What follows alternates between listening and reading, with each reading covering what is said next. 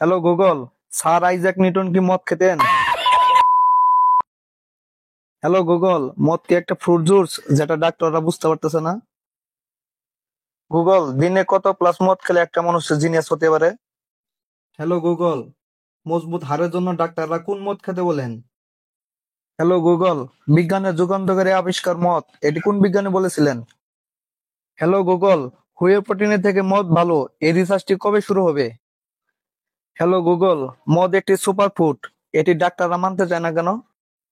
Hello Google, লিভারকে কিভাবে বোঝানো যায় যে মদ লিভারের পক্ষে ভালো? হ্যালো গুগল, প্রত্যেক দিন কি পরিমাণ মতো মদ খেলে অমর হওয়া যায়? গুগল, মদের 5টি উপকারিতা বর্ণনা করো। Hello Google, sir Isaac Newton কি মদ খেতেন? হ্যালো গুগল, মদ কি একটা ওষুধ যেটা ডাক্তার আমাদের থেকে লুকাচ্ছে?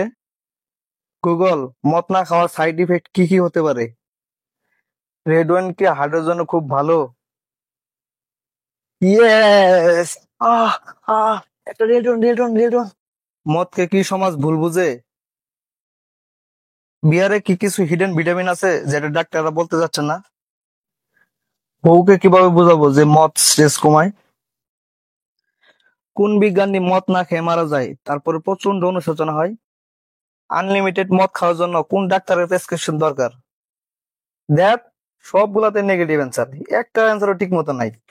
গুগল ঠিকভাবে রিসার্চ করতে পারতেছে না, সবগুলো নেগেটিভ অ্যান্সার। দেখ, এর থেকে নিউটন আইনস্টাইনই ভালো ছিল, বেঁচে থাকলে কত বড় বড় রিসার্চ করতো। ডিমোটিভেট করে দেয় একজন সচেতন মদখোরকে।